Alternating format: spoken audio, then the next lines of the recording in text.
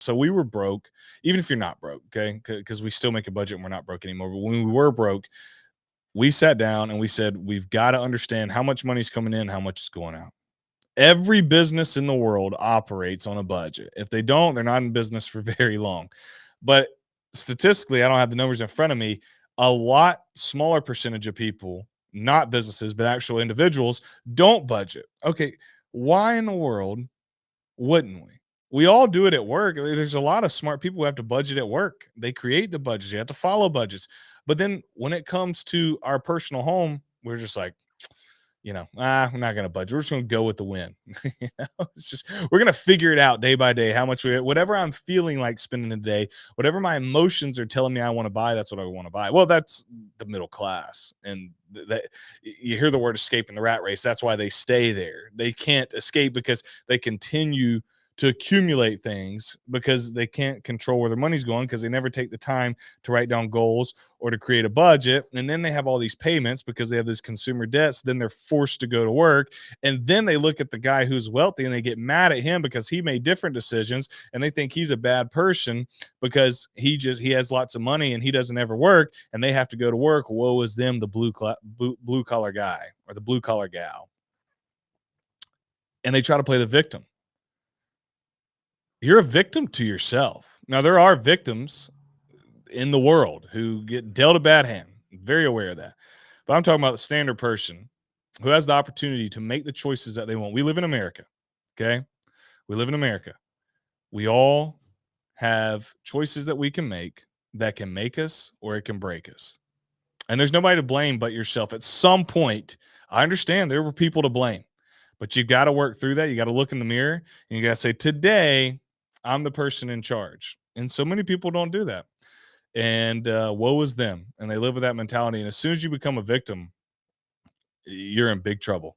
It's going to be hard to get out of that. You go down a hole and you never really recover. So number one, make a budget. How are we talking about budgeting and being a victim? Number two is once we got that budget, you got to decrease the fluff expenses. So when we put our budget together back in 2013, we looked and said, what is this stuff that we're spending on? It's hard when you're doing that budget. You have to look at the numbers from your statements, from your credit card. Get rid of that. If you can't manage your money right, you don't need to be having a credit card at the time, debit card, your bank account, whatever. Look at those statements and be very truthful with yourself when your budget's going to hurt because you're going to be spending a lot more money than you thought. And we have to look and say, where can I cut those fluff expenses? We got to pay for our housing.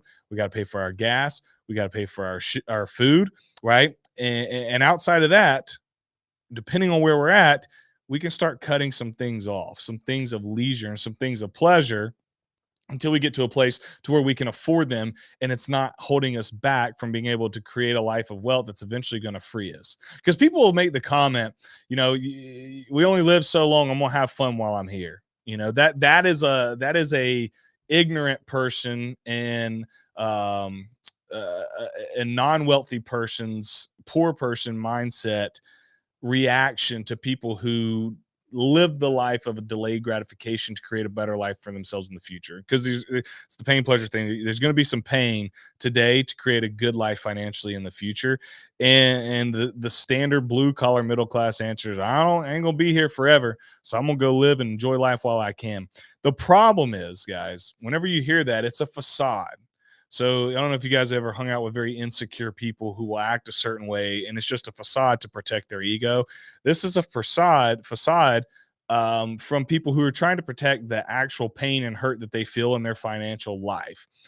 They don't feel good by being burdened with debt and owning all the toys that they have 90% of the time. They feel good when they're out on the lake on Saturday on that boat that's costing them $1,000 a month in their mortgage, plus any repairs. They feel good, and the Bud Lights help and the Miller Lights and the bourbon and the Tito's, it helps them feel even better. They get that dopamine hit, but then they're back on Sunday night with the sweats, not even from a hangover. That's Sunday morning, but Sunday night they're back with the work sweats. You got the meat sweats and we got the work sweats. I'm talking about the work sweats because they know that they have to show up so that they can pay for that $1,000 boat. And for when the expense comes up and that boat's messed up and they have to spend $5,000 on their credit card that's charging them 26%, they got to keep working to then pay that off. And then they bought that four-wheeler because they want to go riding on trails every now and then. They may go deer hunt 10 times a year. So they need the four-wheeler for those 10 out of the 365 days that they hunt. And that costs them another $400 a month plus gas, plus repairs. So it ends up being close to $600 a month. So now between the boat and the four-wheeler, we're at $1,600 a month before the boat repairs. Call it at $2,000 a month. And they're only making $5,000 a month. We ain't even paid for housing or anything else. Can you see how this starts to snowball? And this is the majority of people. This is literally 99% of people in our country. They're making these decisions. And it's very asinine when I spell it out like this. To make those decisions, it's very asinine. But it's what the society, because society thinks from a broke mindset, has made the norm. You ever met somebody who invested in a stock or index fund, or they bought a rental property and they posted on Facebook and 150 people like it and 75 of their friends comment of it and say, "Congratulations, girl. Congratulations, man. So proud of you. This is big." What is it? Big girl moves, big boy moves. Like that's what, let me break it down. You guys hopefully know what I'm talking about. People will go, they won't do that if they buy a rental property, they won't buy, or they go buy a stock. But you let somebody go buy a new vehicle. I'm talking about, they're making $60,000 a year, which is what per month? I can't do math that quick. It's not a lot per month. All right. After taxes. And now they bought this new car that cost them $900 a month. Do you guys, what is the math on that? $60,000 divided by 12. Well, I did times 12. That would be nice. 60,000 divided by 12. That's 5,000 a month. Uncle Sam, let's just say you keep 75% of it. That's $3,750 a month. Well, she just made big girl moves, got me a Suburban, got me that Jeep Wagoneer, baby, and now they're at $1,000 a month. Well, that leaves her $2,750. Leaves her $2,750 to now pay for a house, to now pay for a kid's car, for kids' childcare, kids' school, food, all of it. $2,750. That's not a lot of money. But she gets congratulated by society. "Oh, your car looks so good, girl. So happy for you." And they make a big deal about it off of going into tens of thousands in consumer debt. She just bought something that is going to depreciate over time. It's going to become less valuable over time. And it's going to eat into her cash flow every single month.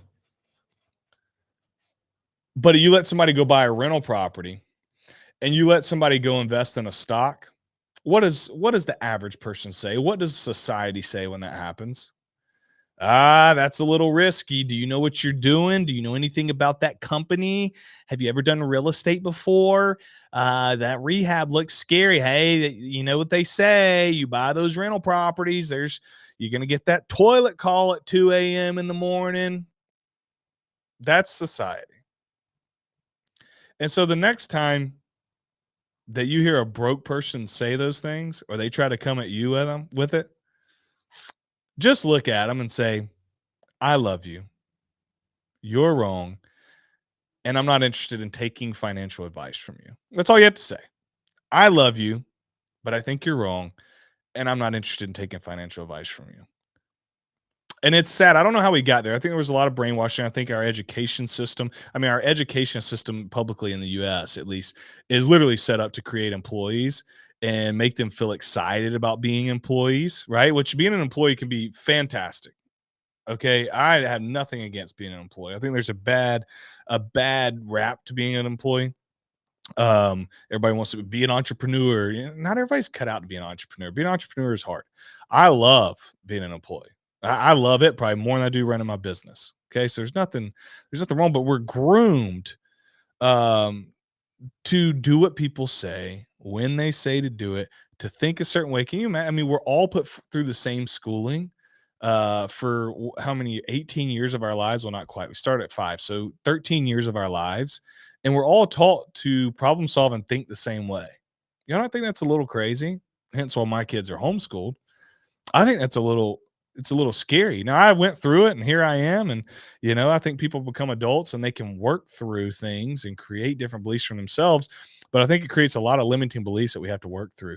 And I don't know if that's what's brainwashed our society to be middle class. I think that was what the wealthy were looking to do back in the day. I really believe it. You got the Rockefellers and folks like that. I'm not blaming the Rockefellers for everything, but you got folks and the Vanderbilts who they created a society like that. And the sad part is a lot of people feel as though that's just how it is and they're stuck and they never are going to be able to escape that. But that's not the truth. There's a way out of there. We just have to change our limiting beliefs and we have to change our thoughts